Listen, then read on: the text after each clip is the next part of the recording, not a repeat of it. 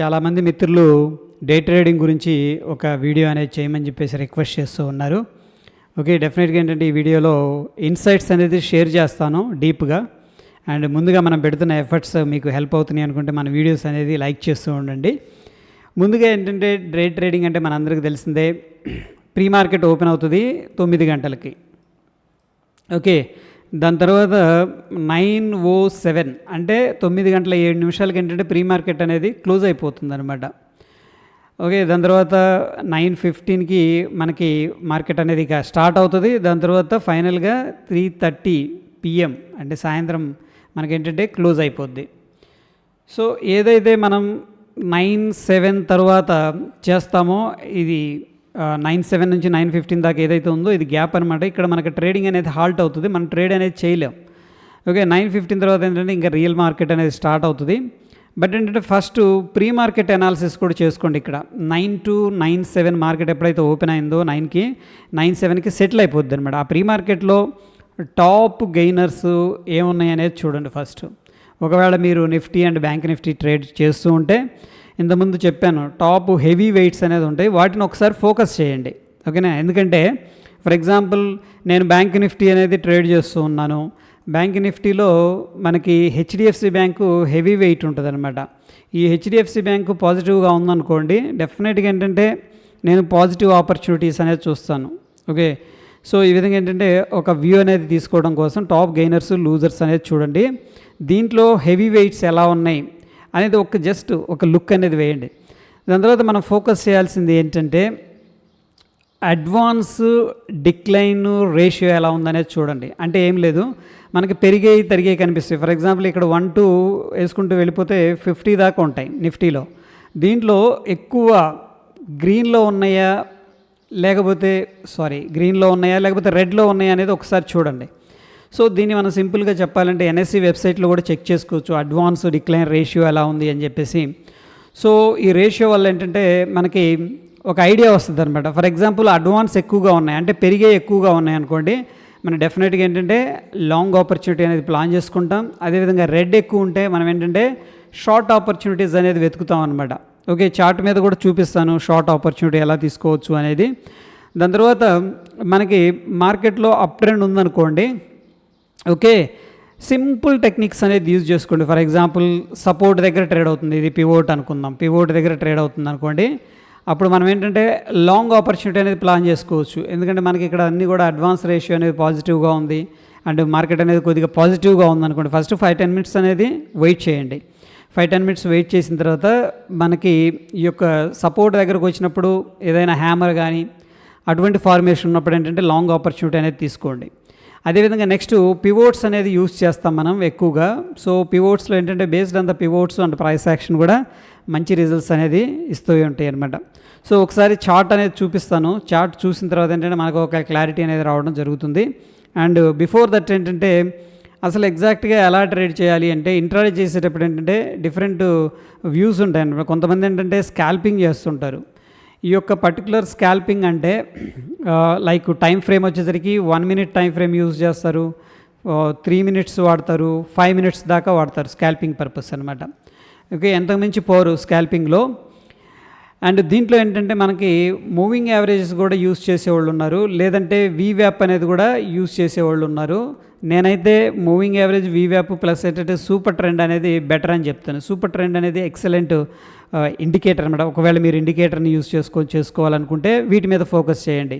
Moving average ఎలా ఉంది, value weighted average price ఎలా ఉంది అండ్ సూపర్ ట్రెండ్ ఎలా ఉంది అని చెప్పేసి దీని మీద ఫోకస్ చేసి స్కాల్పింగ్ చేసేటప్పుడు ఫస్ట్ ఫోకస్ చేయాల్సింది ఏంటంటే మనకి ఫర్ ఎగ్జాంపుల్ లాంగా షార్టా అనేది పక్కన పెడితే, ఫర్ ఎగ్జాంపుల్ ఇది గ్రీన్ క్యాండిల్ అనుకుందాం, అంటే మార్కెట్ పైకి వెళ్తుంది అనుకుందాం. జనరల్గా ఏంటంటే స్కాల్పింగ్లో క్యాండిల్ క్లోజ్ అయినాక సజెస్ట్ చేయమన్నమాట. అంటే క్యాండిల్ ఫర్ ఎగ్జాంపుల్ క్లోజ్ అయిపోయింది అనుకోండి, మనకు దాంట్లో మొమెంటం అయిపోద్ది. మేబీ ఈ క్యాండిల్ క్లోజ్ అయిన తర్వాత కన్సోలిడేషన్ కూడా తీసుకునే స్కోప్ ఉంటుంది. సో ఆ టైంలో ఏంటంటే స్కాల్పర్కి లాస్ వచ్చే అవకాశం ఉంది. అందుకని ఈ యొక్క క్యాండిల్ని క్లోజ్ అవ్వకముందే మీరేంటంటే ఎంట్రీ అనేది తీసుకోవాల్సి ఉంటుంది. అయితే ఇక్కడ ఒక టెక్నిక్ అనేది చెప్తున్నాను. ఫర్ ఎగ్జాంపుల్ మనం 5 minutes టైం ఫ్రేమ్లో ట్రేడింగ్ అనేది తీసుకుంటూ ఉన్నాం అనుకోండి. ఇప్పుడు మనం ఏం చేస్తామంటే ఇలా లాస్ట్ 4 మినిట్స్ అయిపోయింది ఆ క్యాండిల్ ఫార్మేషన్ జరగడానికి.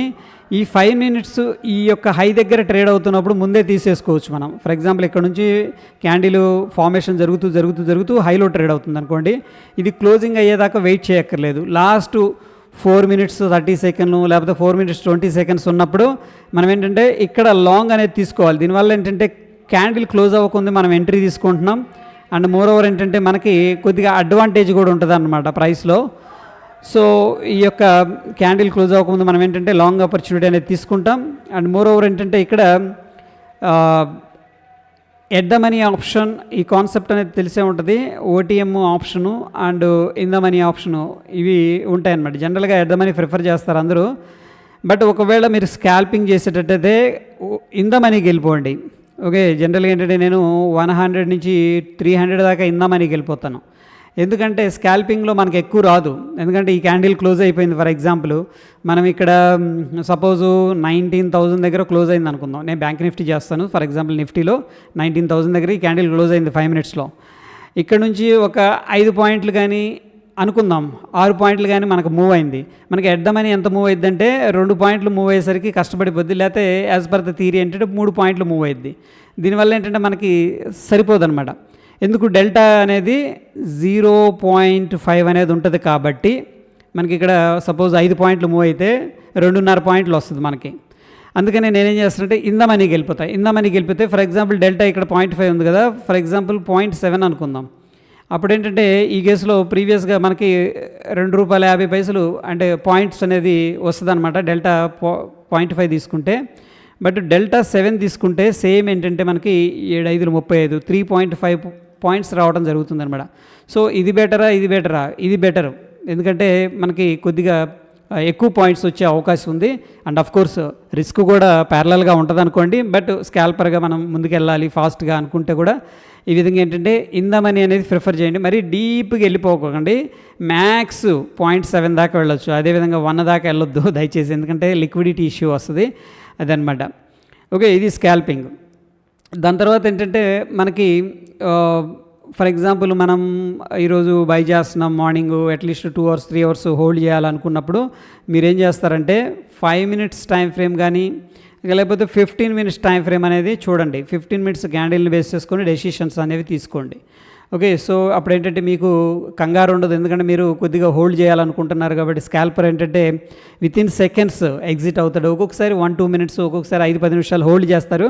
బట్ జనరల్గా స్కాల్పింగ్ ఏంటంటే వితిన్ సెకండ్స్ అనేది ఎగ్జిట్ అండ్ ఇన్ అయిపోతుంటారు అనమాట. స్మాల్ లాస్, స్మాల్ ప్రాఫిట్ తీసుకుంటూ బయటకు వచ్చేస్తూ ఉంటారు. ఓకే, మీరు హోల్డ్ చేయాలనుకున్నప్పుడు ఈ యొక్క 5 minutes and 15 minutes క్యాండిల్స్ అనేది యూజ్ చేయండి. నిన్నటే నిఫ్టీ చార్ట్ అనేది చూపిస్తాను, ప్రైస్ యాక్షన్ ఎలా చూడొచ్చు అని చెప్పేసి. సో ఏంటంటే మీకు ఒక ఐడియా వచ్చే అవకాశం ఉంది. ఇది వచ్చేసరికి మనకి నిఫ్టీ 50 చార్టు. దీంట్లో ఏంటంటే పివోట్స్ ఎనేబుల్ చేసుకున్నాం. జనరల్గా ఏంటంటే మనకి పివోట్స్ దగ్గర కొద్దిగా యాక్టివిటీ కనిపిస్తూ ఉంటుంది. డెఫినెట్గా పివోట్స్ అనేవి ఇంపార్టెంట్ రోల్ అనేది ప్లే చేస్తాయి. ఎందుకు చెప్తున్నా అంటే ఈ పివోట్స్ అనేది చాలామంది వాచ్ చేస్తూ ఉంటారు అనమాట. సో డెఫినెట్గా అక్కడ ఆర్డర్స్ అనేవి పెడుతూ ఉంటారు ఈ పివోట్స్ దగ్గరకు వచ్చినప్పుడు, సపోర్టు రెసిస్టెన్స్ లాగా. సో ఇక్కడ చూడండి ఎగ్జాక్ట్గా గ్యాప్ అప్ అయింది. R1 దగ్గరకు ఎప్పుడైతే వచ్చేసిందో, ఒకవేళ 1 minute టైం ఫ్రేమ్కి వెళ్దాం. ఈ పాయింట్ దగ్గర చూడండి R1 దగ్గరకు వచ్చింది. ఏమైంది, ఇక్కడికి రాగానే షాక్ వచ్చేసింది. షాక్ అంటే బయ్యర్స్ అనేవాళ్ళు వెంటనే రష్ అయ్యారు. ఇక్కడ చూడండి ఇక్కడికి వచ్చిన ప్రైస్ని ఇక్కడ దాకా తీసుకెళ్ళిపోయారు. ఇదంతా కూడా ఏంటంటే మనం ఏమంటాం, బయింగ్ ఫోర్స్ అంటాం. ఓకేనా, దీన్ని మనం బయింగ్ ఫోర్స్ అంటాం. సో బయింగ్ ఫోర్స్ వచ్చింది. దాని తర్వాత ఇమీడియట్ క్యాండిల్ చూడండి, ఇక్కడ స్కాల్పర్ అయితే ఏం చేస్తాడంటే ఈ యొక్క హై బ్రేక్ అవుతున్నప్పుడు, లేదంటే ఈ లాస్ట్లో అనమాట. ఫర్ ఎగ్జాంపుల్ ఇది 1 minute క్యాండిల్ కదా, 30-40 seconds అయిపోగానే ఇక్కడ ట్రేడ్ అవుతుంది అనుకోండి, వెంటనే ఎంట్రీ అనేది తీసేసుకుంటాడు. ఇక్కడ తీసేసుకొని ఈ యొక్క క్యాండిల్లోనే ఎగ్జిట్ కూడా అయిపోతారు. Like 1 second 2 seconds 1 minute 2 minute లోపు ట్రేడ్ అనేది ఫినిష్ చేస్తాడన్నమాట. ఒకవేళ మనం వెయిట్ చేసామనుకోండి ఈ పాయింట్ దాకా, మనం ఇక్కడ ఎంట్రీ తీసుకుంటాం, ఇమీడియట్గా ఇక్కడ దాకా వెళ్ళిపోయింది. ఒకవేళ ఎగ్జిట్ అయిపోతే ఇమీడియట్గా ఏంటంటే మళ్ళీ పుల్ బ్యాక్ వచ్చే అవకాశం ఉంది. అందుకని జనరల్గా ఏంటంటే ఈ యొక్క క్యాండిల్ మన కన్ఫర్మేషన్ అయింది లాస్ట్ 20 seconds 30 seconds 10 seconds ఉన్నప్పుడు, ఓకే ఇది గ్రీన్ క్యాండిల్ ఫార్మేషన్ జరుగుతుంది అన్నప్పుడు, ఫర్ ఎగ్జాంపుల్ ఇక్కడ ఎంత ఉంది, ఈ యొక్క క్యాండిల్ హై అనుకుందాం, ఫర్ ఎగ్జాంపుల్ 19,070 ఉంది. ఓకే, జనరల్గా దీనికి ఎట్ ద మనీ అంటే 19,050 ఉంటుంది, అంతే కదా కాల్ ఆప్షన్. దీనికి ఏంటంటే మనం ఒక 50 పాయింట్లు కిందకి వెళ్ళామనుకోండి, మనకి డెల్టా వాల్యూ బాగుంటుంది అనమాట. 19,000 కాల్కి వెళ్ళాం అంటే కొద్దిగా ఇంద మనీకి వెళ్ళాం, ఇక్కడ ఉన్న కాల్ని బై చేస్తున్నాం అనమాట. 19,000కి వెళ్ళి బై చేసామంటే మనకి డెల్టా వాల్యూ ఎక్కువగా ఉంటుంది. ఇంకా కొద్దిగా కూడా వెళ్ళొచ్చు, ఇంకో 50 పాయింట్స్ కూడా. ఓకే, దాని తర్వాత మనకి చూసుకున్నట్టయితే ఇది స్కాల్పింగ్ చేసే మెథడ్ అనమాట. స్కాల్ప్ చేయాలి మనం అనుకుంటే ఫాస్ట్గా ఇన్ అండ్ అవుట్ అనేది అవ్వాలి. సో జనరల్గా ఐడియల్గా టైం ఫ్రేమ్ ఏంటంటే 5 మినిట్స్ టైం ఫ్రేమ్ అనమాట. సో ఇక్కడ ఫర్ ఎగ్జాంపుల్ మనం చూసుకున్నట్టయితే 5 మినిట్స్ టైం ఫ్రేమ్ కానీ 3 మినిట్స్ కానీ, ఒకసారి 3 మినిట్స్ అనేది చూద్దాం స్కాల్పింగ్ ఆపర్చునిటీ ఎలా ఉందని చెప్పేసి. చూడండి, ఇక్కడైతే మనకి మంచి రిజెక్షన్ హ్యామర్ వచ్చింది. దాని తర్వాత ఈ యొక్క క్యాండిల్ ఇన్సైడ్ క్యాండిల్ అంటాం, బ్రేక్అవుట్ జరిగినప్పుడు ఎంట్రీ తీసుకుంటే కొద్దిగా ప్రాఫిట్ అయితే వచ్చింది. అండ్ మోరోవర్ ఏంటంటే రిజెక్షన్ జరిగింది, ఎక్కడ జరిగింది, R2 దగ్గర జరిగింది. Indecision follow up. ఇక్కడ వెంటనే ఏంటంటే ఈ యొక్క క్యాండిల్ ఫార్మేషన్ జరుగుతున్నప్పుడు ఎండింగ్లో ఉన్నప్పుడు తీసుకోవాలి, ఫస్ట్లో తీసుకోవద్దు దయచేసి. ఓకే, ఆల్మోస్ట్ 75% టైం అయిపోయింది. దాంట్లో నెక్స్ట్ క్యాండిల్ ఫార్మేషన్ జరగబోతుంది అన్న ఒక 10 సెకండ్లు 20 సెకండ్ల ముందు మనం ఏంటంటే ఈ పాయింట్ దగ్గర తీసేసుకుంటే ఇది ప్రాఫిట్ అనమాట స్కాల్పర్కి. ఓకే, సో ఇది సింపుల్ ప్రైస్ యాక్షన్. మనం ఇంతకుముందు చాలాసార్లు డిస్కస్ చేసుకుంటూ ఉంటాం. ఇక్కడ కన్సోలిడేషన్ ఫాలో అప్ క్యాండిల్ కాబట్టి మనం రిస్క్ తీసుకోవచ్చు డౌన్ సైడ్ అని చెప్పేసి. దాని తర్వాత ఇక్కడ మనం 5 మినిట్స్కి వెళ్ళిపోదాం. చూడండి, ఈ యొక్క హ్యామర్ ఫార్మేషన్ జరిగింది, డ్రాప్ అయింది. నేను ఎప్పుడు కూడా ఏంటంటే డబుల్ బోటానికి ప్రిఫరెన్స్ ఇస్తాను. డబుల్ బోటం లేదా రీటెస్ట్ అంటాం. మార్కెట్ ఎప్పుడు కూడా ఫస్ట్ అటెంప్ట్లో తీసుకోవద్దు, ఎందుకంటే మార్కెట్ ఇలా వెళ్ళింది, ఇక్కడికి వచ్చేసింది. ఓకేనా, ఇక్కడ బై చేసాం అనుకోండి, ట్రేస్ జరిగి మళ్ళీ కిందకు వచ్చే అవకాశం ఉంటుంది. కానీ ఇదే లెవెల్ మళ్ళీ ఈ యొక్క సెకండ్ టైం కూడా స్ట్రాంగ్ క్యాండిల్తో సపోర్ట్ తీసుకుంటుందంటే సంథింగ్ ఈజ్ దేర్ అనమాట. ఓకే, దీన్ని మనం డబ్ల్యూ ప్యాటర్న్ బ్రేక్అవుట్ చేసుకోవచ్చు. అండ్ ఒకవేళ ఇక్కడ ఇది డబుల్ బోటం అంట, ఇదొక బోటం ఉంది కదా, డబుల్ బోటం అంటాము. ఈ పాయింట్ దగ్గర కూడా ఏంటంటే మనం లాంగ్ అనేది తీసుకోవచ్చు, కొద్దిగా రిస్క్ తీసుకోవాలనుకుంటే. అంటే బ్రేక్అవుట్ రేట్ చేసుకోవాలనుకుంటే ఈ యొక్క క్యాండిల్ పైన మనం ఏంటంటే బ్రేక్అవుట్ అయినప్పుడు ఎంట్రీ అనేది తీసుకోవచ్చు. ఫర్ ఎగ్జాంపుల్ ఈ కేసు అనేది మనం తీసుకున్నట్టయితే ఇది ఒక రకంగా 19,075 దగ్గరకు వచ్చినప్పుడు స్ట్రాంగ్ సపోర్ట్ అనేది తీసుకుంటుంది. ఇక్కడ చూడండి, ఇది సపోర్టు పైకి వెళ్ళి R2 దగ్గర ఎగ్జాక్ట్గా ప్రాఫిట్ బుకింగ్ చేసుకున్నారు. ఇక్కడ R2 బ్రేక్ అయింది కానీ సస్టైన్ అవ్వలేదు, ఎందుకంటే మళ్ళీ ఇమీడియట్గా సెల్లర్స్ అనే వాళ్ళు వచ్చేసారు, ప్రాఫిట్ బుకింగ్ చేసుకున్నారు. ఇక్కడైతే ఎప్పుడైతే టచ్ అయిందో, సో ఒకసారి దీన్ని సేమ్ 1 మినిట్ టైం ఫ్రేమ్కి వెళ్ళి చూద్దాం, ఒకవేళ స్కాల్పర్గా మనం చూస్తే ఏంటి అని చెప్పేసి. చూడండి, వెంటనే రిజెక్షన్ జరిగింది, ఇక్కడ ఫాలోఅప్ క్యాండిల్ ఉంది. ఓకే, ఈ క్యాండిల్ లేదా ఈ క్యాండిల్ దగ్గర మనం ఏంటంటే రిస్క్ తీసుకోవచ్చు, ఎందుకంటే ఇంపార్టెంట్ రెసిస్టెన్స్ లెవెల్ ఉంది and shooting star formation and follow up candle ఉంది కాబట్టి మేబీ ఈ స్వింగ్ కింద ఏంటంటే మనం తీసుకోవచ్చు. అండ్ మోరోవర్ ఏంటంటే మార్కెట్లో ఎప్పుడు కూడా చూడండి, మార్కెట్ ఒకవేళ డ్రాప్ అవుతుంది అనుకోండి, మనకు ఒక ఫార్మేషన్ కనిపిస్తుంది, ఇది చార్ట్ ప్యాటర్న్స్ అంటాం. అటువంటివి కూడా అంటే ప్రిఫర్ చేయొచ్చు మనం. ఇది ఒక డౌన్ ఫ్లాగ్ అనుకోవచ్చు. ఓకే, అండ్ మోరోవర్ ఏంటంటే ఇక్కడ డబ్ల్యూ ప్యాటర్న్ అయితే బ్రేక్అవుట్ అయింది, అక్కడ నుంచి కూడా R1 దాకా అయితే వెళ్ళింది. దాని తర్వాత ఈ యొక్క ప్యాటర్న్స్ కూడా మనం చూసుకోవచ్చు అనమాట. ఇది ఒక రకంగా ఏంటంటే ఒక ఛానల్లో వెళ్ళింది, ఈ యొక్క R1 దగ్గర రెసిస్టెన్స్ తీసుకుంది, బట్ ఛానల్ R1 రెండు కూడా మనకి ఇక్కడ కనిపిస్తున్నాయి కాబట్టి ఈ కొద్దిగా ఈ యొక్క ఛానల్ బ్రేక్అవుట్ దగ్గర కూడా మనం ఏంటంటే రిస్క్ అనేది తీసుకోవచ్చు అనమాట.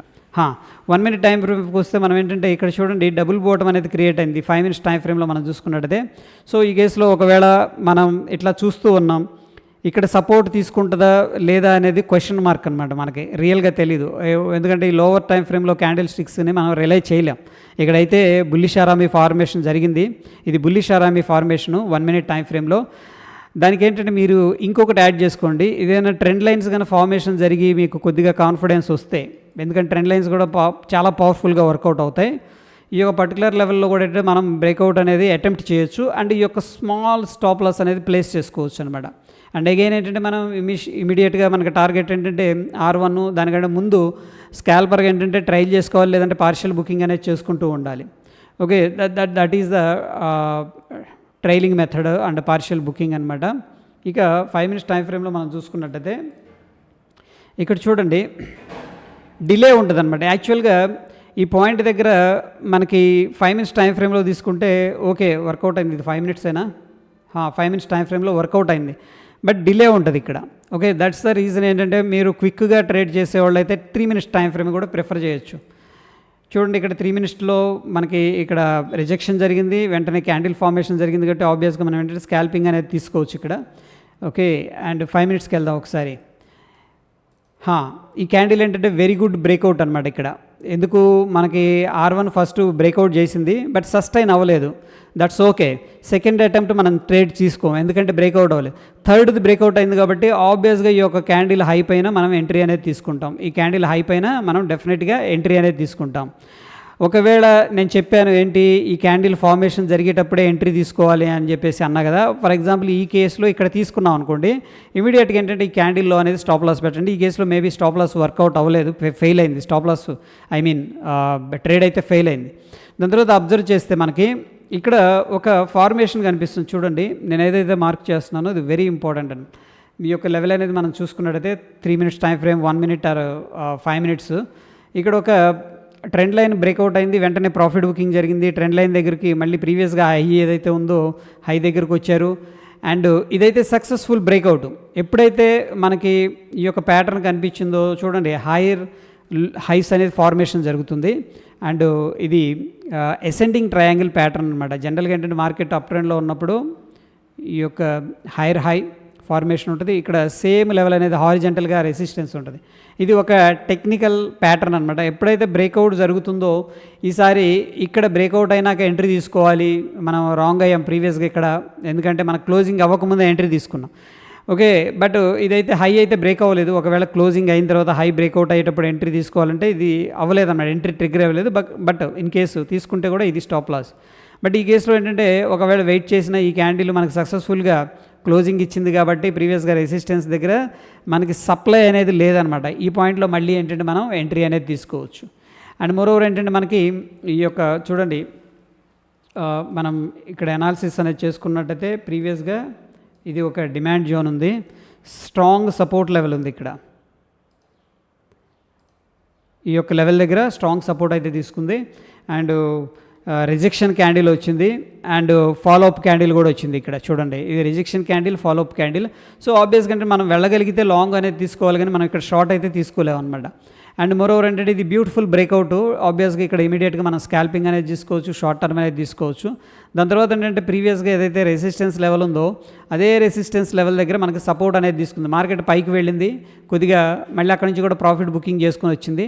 బట్ స్టిల్ ఏంటంటే ప్రీవియస్గా మనకి ఏదైతే రెసిస్టెన్స్ ఉందో ఆ రెసిస్టెన్స్ లెవెల్ దగ్గర మళ్ళీ మనకు హోల్డ్ చేస్తుంది అనమాట. So based on the lower time frames ఏంటంటే ఇక్కడ కూడా మనం ఎంట్రీ తీసుకోవచ్చు, ఎందుకంటే వెరీ గుడ్ క్యాండిల్ అనమాట. నేను ఇంతకుముందు చెప్పాను కదా, ఇక్కడ మనకి ఏదైనా బ్రేక్అవుట్ వచ్చిందంటే కూడాను చూడండి 1 minute టైం ఫ్రేమ్లో కూడా ఇది బ్యూటిఫుల్ క్యాండిల్ అండ్ బ్రేక్అవుట్.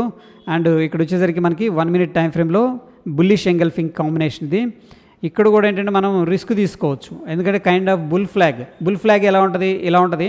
దాని తర్వాత కన్సోలిడేషన్ తీసుకుంటుంది, మళ్ళీ బ్రేక్అవుట్ అవుతుంది, సేమ్ అనమాట. సో ఈ విధంగా ఏంటంటే మనం ఆ ట్రెండ్లో ఉండడానికి ప్రయత్నించింది. ట్రెండ్ రివర్సల్ మనకు అనిపించినప్పుడు స్ట్రాంగ్గా అప్పుడు మాత్రమే పార్టిసిపేట్ అనేది చేయండి. అన్లెస్ అంటిల్ ఏంటంటే ఇక్కడ టాప్ ఉంది, ఇక్కడ టాప్ ఉంది, ఇక్కడ టాప్ ఉంది, ఇక్కడ టాప్ ఉంది, ఇక్కడ టాప్ ఉంది అని చేయొద్దు. మార్కెట్ అనేది మొమెంటంలో ఉన్నప్పుడు అప్ ట్రెండ్లో అదే డైరెక్షన్లో ఉండటానికి ప్లాన్ చేయండి. అండ్ ఒకవేళ మీకు ఓన్లీ ప్రైస్ యాక్షన్ కష్టంగా ఉంది అంటే కూడా మూవింగ్ యావరేజెస్ అనేది యూజ్ చేసుకోవచ్చు. 9-21 అనేది ప్రిఫరబుల్. ఒకవేళ మీరు స్కాల్పర్ అయితే కనుక 5-10 అనేది కూడా యూజ్ చేసుకోవచ్చు. కొద్దిగా బిగ్గర్ టైం ఫ్రేమ్లో చూడాలి అనుకుంటే 20 and 50, 100, 200 మూవింగ్ యావరేజ్ కూడా యాడ్ చేసుకోవచ్చు. సపోజ్ ఈ స్టాక్ అనేది మనకి ఈ యొక్క మూవింగ్ యావరేజ్ పైన ట్రేడ్ అవుతుంది అనుకోండి, 9-21 పైన లాంగ్ ఆపర్చునిటీస్కే ప్లాన్ చేసుకోండి. ఒకవేళ 1-2 ఏదైనా స్టాప్ లాస్ హిట్ అయినా అది పార్ట్ ఆఫ్ ద ప్రాసెస్, మనం ఏం చేయలేం దాన్ని. సో ఈ విధంగా ఏంటంటే మనం ప్లాన్ అనేది చేసుకుంటే సక్సెస్ అనేది పెరిగే అవకాశం ఉంది. దట్ ఈజ్ ఆల్ అబౌట్ ఏంటంటే ఇంట్రాడే ట్రేడింగ్ ఫ్రెండ్స్. హోప్ ఈ వీడియో ఎంజాయ్ చేశారని అనుకుంటున్నాను. వీడియో నచ్చితే లైక్ చేయండి, షేర్ చేయండి. ధన్యవాదాలు.